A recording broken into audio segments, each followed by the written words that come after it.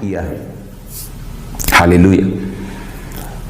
लेकिन आज प्रॉब्लम यह है कि जब प्रेयर करने का, पर्सनल प्रेयर करने का टाइम है, तब हमने प्रेयर नहीं की, और जब कमांड करने का टाइम है उस समय हम बेग कर रहे हैं परमेश्वर के सामने कि परमेश्वर तू कुछ करता क्यों नहीं।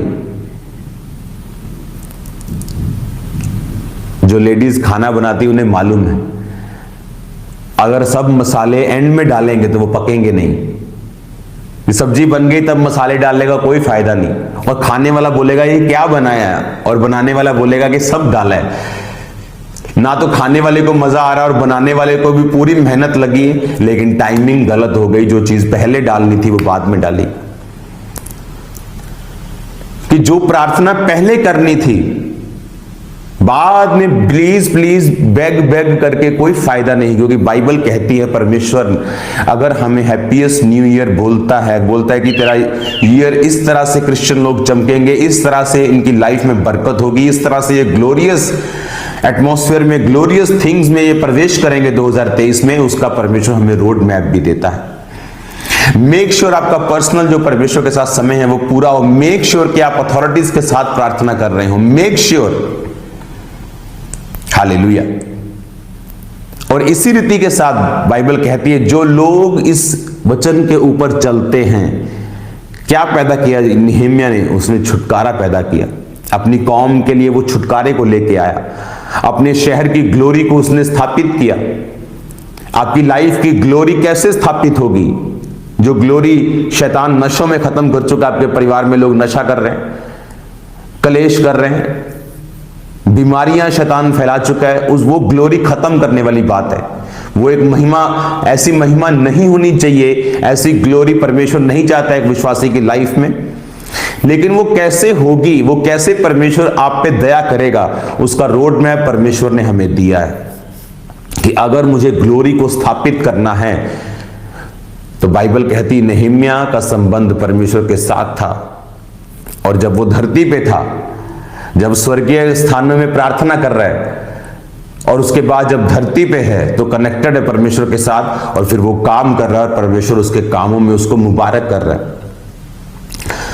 नेहेम्याह 3 उसकी 5 में लिखा, कहता उसके आगे तकोइयों ने, यानी तो कोई एक लोग थे जिन्होंने मुरम्मत की। हर घर के सामने जो दीवार टूटी हुई थी, हर बंदा अपने घर के सामने मुरम्मत करके उस दीवार को बनाता जा रहा था और आगे जा रहा था। लिखा उनके रईसों ने अपने प्रभु की सेवा का जुआ अपनी गर्दन पे ना लिया। कौन थे रईस? इब्रानी भाषा में इस रईस का मतलब है, जो अपनी स्क्रीन के ऊपर पढ़ेंगे, उस रईस का मतलब इब्रानी भाषा में निकालेंगे एडियर, जिसका मतलब है एक्सीलेंट, फेमस लोग। हाफ करो इसको। ग्लोरियस लोग, नोबल लोग, प्रिंसिपल, वर्दी लोग, famous TV personalities, famous businessman, famous politicians, famous चेहरे। पर क्या किया उन्होंने? परमेश्वर की सेवा का जुआ उन्होंने अपनी गर्दन पे नहीं लिया। आज कौन है जो पूरे वर्ल्ड में काम कर रहा है? अमीर काम कर रहे हैं? ना तो अमीर कर रहे हैं ना तो गरीब कर रहे हैं। वो व्यक्ति काम कर रहा है जो परमेश्वर के साथ कनेक्टेड है, वही काम कर पा रहा है, चाहे वो अमीर हो चाहे वो गरीब हो। जो खुदा के साथ कनेक्टेड है वही छुटकारा पैदा कर पा रहा है, चाहे वो आपकी फैमिली का छुटकारा हो, चाहे वो आपकी लाइफ का छुटकारा हो, चाहे वो आपके फाइनेंस का छुटकारा हो।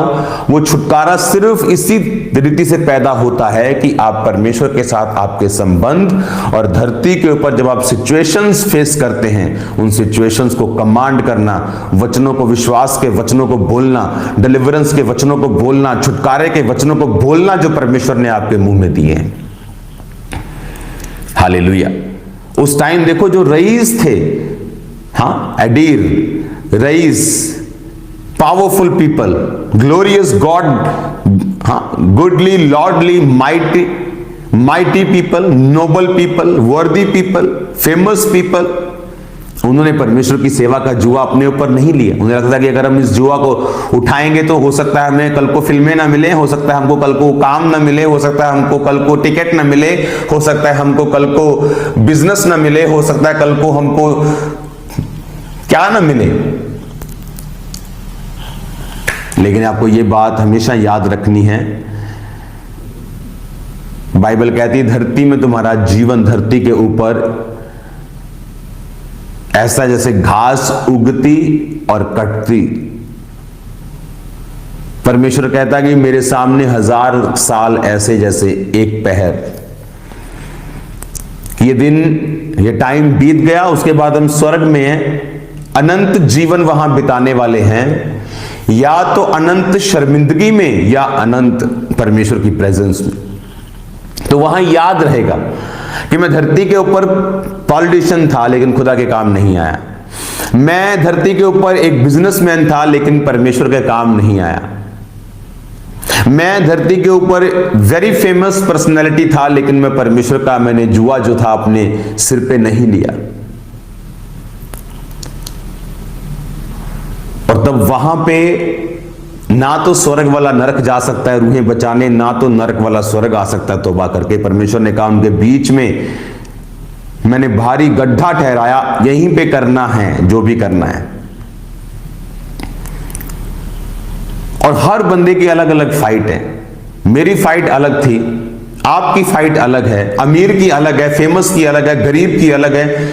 और बाइबल कहती है इन फाइट से लड़के ही आप अपने छुटकारे को हासिल कर सकते हैं। 12 साल की लहू बहने वाली औरत की फाइट क्या थी कि उसको छूना है परमेश्वर को, लेकिन छू नहीं सकती, बीमार है, इतने साल से बीमार है, 12 साल से लहू बह रहा है, थोड़ा था फिर ज्यादा हो गया, अब इतना पैसा, सारा प्रॉपर्टी बेच दी, लास्ट तक पहुंच गई, अब बिल्कुल खत्म हो गई, ना चल होता है, ना पैसा है, ना कुछ है। और फिर भी एक चैलेंज है कि यीशु मसीह उसके घर पे नहीं आ रहे, उसको चल के जाना पड़ेगा, उसको छूना पड़ेगा, उसको जाके लोगों को चीर के टच करना पड़ेगा। और रिस्क भी ये है कि वो अशुद्ध है, और पुराने नियम के मुताबिक अशुद्ध औरत अगर किसी को छूती है तो उसे पत्थरवाह किया जा सकता है, उसे मौत मिल सकती है। अगर किसी ने देख लिया, सबको मालूम है ये लहू बहने वाली औरत है, सब लोगों को मालूम होता है, आस पड़ोसियों को, इसको लहू बहने का रोग, अगर वो पब्लिक में से होकर जाएगी तो कोई भी उस पर उंगली उठा के उसको कोई भी पत्थरवा करके मार सकता था। लेकिन एक बात को हमेशा याद रखना, छुटकारा वो आपके पर्सनल लाइफ का हो, वो आपके फैमिली का हो, वो आपके फाइनेंस का हो, आपके शरीर का हो, you have to fight for it. अगर आप फेमस हैं, गॉडली हैं, माइटी हैं, गरीब हैं, आप कोई भी हैं, बीमार हैं, लेकिन अपने छुटकारे के लिए आपको फाइट करनी पड़ेगी। टीवी पर्सनैलिटीज जो 20 साल के करोड़ों रुपए की प्रॉपर्टी छोड़ गई, सुसाइड कर गए, ये जितनी लाइफ है ये सारी फेक लाइफ है, ऊपर से चमकदार और नीचे से डार्क, अंधेरी, मुश्किल वाली, डिप्रेशन वाली, पर्सनल लाइफ में फाइट वाली। लेकिन जो जीसस क्राइस्ट की लाइफ है वो जैसी अंदर है उससे कहीं बेहतर बाहर, जैसी बाहर उससे कहीं बेहतर अंदर।